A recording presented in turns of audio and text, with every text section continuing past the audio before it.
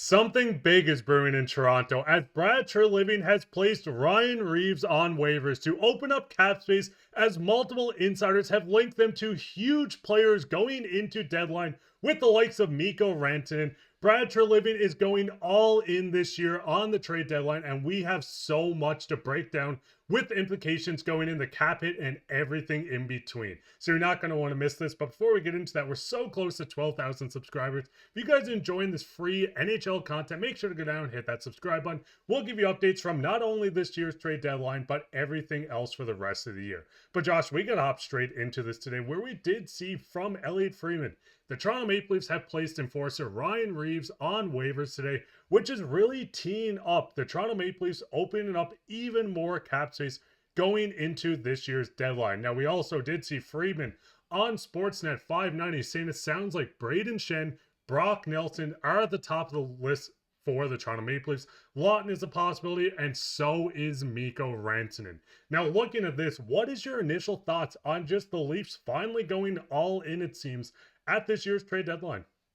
I mean, it's very interesting, and it's something I think as a Leafs, if you're a Leafs fan, you need them to do this. I mean, we're seeing other teams like the Florida Panthers. What have they made? 3 or 4 trades in the past 24 hours? Right now, the Tampa Bay Lightning paying up 2 first-round picks to bring in Oliver Bjorkstrand and Yanni Gourde from the Seattle Kraken, and the Toronto Maple Leafs seemingly standing pat to some extent, like not making these big impact moves. And it seems to be that story year over year where Leafs fans are asking for more from the team. But there have been a lot of indications that the Leafs have been in on big names like you see here, like a Nelson, like a Schenn, and even like a Mikko Rantanen, which is crazy. And this Ryan Reaves getting put on waivers, while it seems like a small thing, again, Reaves is, putting it lightly, he's not the most skilled player in the league, but he is a guy that is often desired in these playoff scenarios, and the Leafs have kept him around for, honestly, primarily that reason, and so he could be an enforcer during the regular season. So to see them finally potentially cutting ties is big, because as they're heading into this deadline, Mark, as you know, like, there's not much cap space to play with. Their deadline cap is below $1 million before Reaves going on waivers,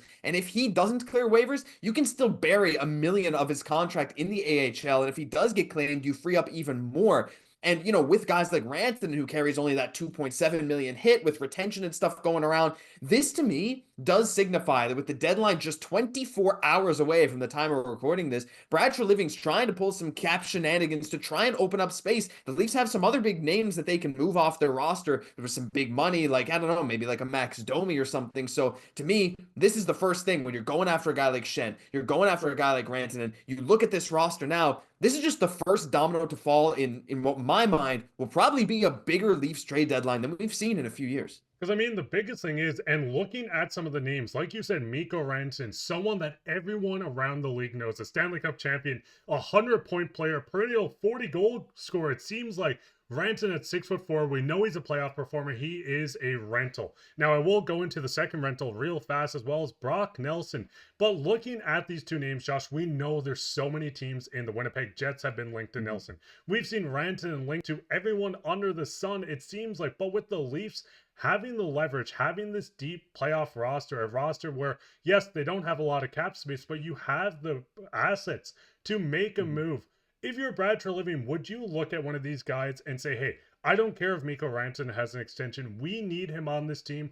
Or would you rather go the route of looking for someone with terms so you don't need to worry about maybe this guy walking for nothing?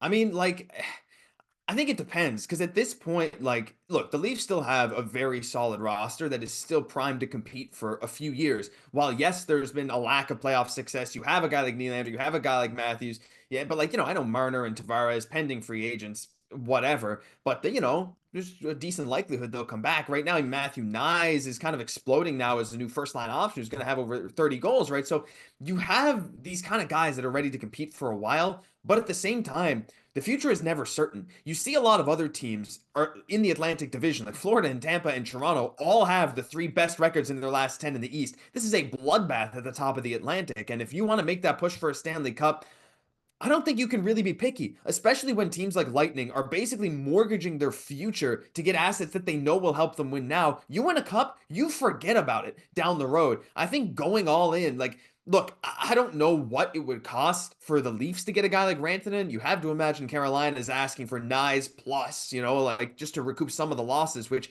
I don't know if Toronto fans would be okay with. But at the same time, slotting in Mikko Rantanen, even for one playoff push, if he's to become available alongside like Austin Matthews and Mitch Marner, it's like, to me, again, you win a cup, you forget about it. You're like, that's fine. It was worth it. So, you look, my opinion in a vacuum, I think it makes sense what you're saying to look at this team and get someone with a bit more term.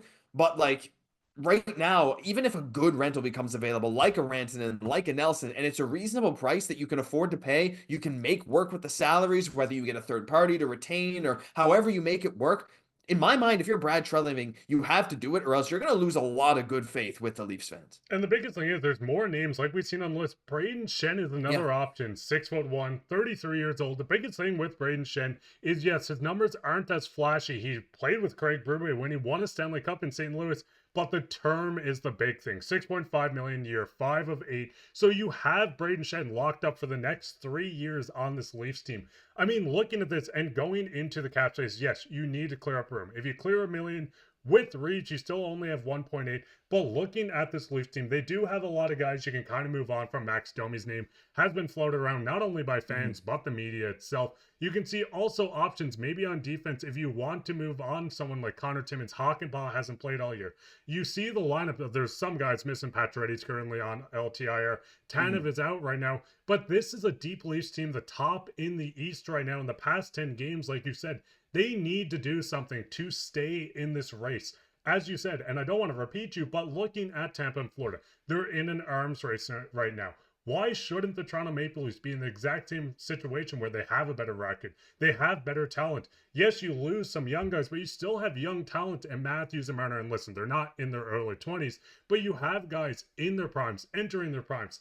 This is the year the Leafs need to go in. Moving on from Minton, yes, that would suck. Moving on from Easton Cowan would hurt as well, even though a lot of fans want to move on from him. But this is the year the Leafs need to do it. And Josh, it doesn't really stop there, where we do see Chris Johnson as well talking about the Bruins. And listen, Leafs fans, I know you don't want to talk about the Bruins, but looking at this, Brad Marchand on a possible contract extension, word is they're still open to trading their captain. Teams calling with interest aren't being told no right now. I mean, looking at this, is Brad Marchand even maybe a better option? Yes, he's going to cost a lot, a captain of the Bruins. Yes, the Leafs fans hate him, but wouldn't it feel a little nice to finally get one of those enemies on the team to help you propel into the Stanley Cup Finals? I mean, like, you put him on the roster and Leafs fans would absolutely love it. As much as they hate him now, having him on your roster would be amazing, right? Like, the dude, again, he's starting to decline a little bit in terms of production, but, nearly 37 years old. He's still a good leader on the ice. He's able to get down and dirty, like we all know. He's not the biggest guy, but he can play physical, and he would fit very well with a lot of the players currently on this Leafs lineup. Like, I actually see him as a very good lineup fit. The problem is really what would Boston ask for him? Like, to get rid of your captain, to get rid of a guy that has bled the black and gold, black and yellow, whatever you call it, like in Boston. It's just like you're gonna ask for more than maybe his production is worth, especially as an upcoming free agent, right? So again, you're probably asking for some of the Leafs' top prospects. Again, maybe even they asked for a guy like Nyes, which I don't think the Leafs would do it. I don't know if that's actually realistic for Boston, right? So there's these question marks as to whether that kind of deal could be worked out. Not to mention the tax for trading within the Atlantic Division, right? You're trading to a division rival, a team that you hate, so you're going to try and ask for more. I don't see this as like a real possibility that Toronto could even pull this off again to make the financials work. There's no incentive from Boston to do this, even though right now Boston, they're in that wild card situation. A lot of the guys who are not in the top 3 in the Atlantic right now are fighting for that wild card spot. But regardless, there are a lot of guys out there, is what we're seeing. A lot of very highly skilled, very talented players that could fit extremely well on this Leafs team. And again, I'm going to repeat myself again. If Brad Treliving has the chance to get any of these guys for a package that maybe isn't even absolutely insane, and you have that chance to go for a cup, like I said, you win it all, you forget everything. You forget about Fraser Minton. You forget about Easton Cowan. And hey, maybe this is a hot take, but again, if you trade someone like Matthew Nyes for even a guy like Ranton or whoever it may be, and some draft capital or whatever, and you win a cup, you're like, that's fine, right? You take it. And again, winning the cup is a hard thing, but like you said, with the Atlantic Division, with the state of the NHL playoffs right now, these other teams are going for it. Why don't you? And the biggest thing is, what's your guys' thoughts on this? What's your thoughts on the Leafs just being linked? I know Ryan Reaves is on waivers. They're linked to every name, and it seems like traction's picking up. What's your guys' thoughts, and who would you like to fit on this Leafs team? Maybe it's a guy like Rantanen, Brock Nelson, Schenn, Marchand, someone we didn't list. Let us know down in the comments. And if you enjoyed this video, make sure to hit that subscribe button. The next 24 hours can be insane, and we'll keep you up to date on everything to do around the NHL. But I've been your host, Mark, with my co-host Josh, and take care.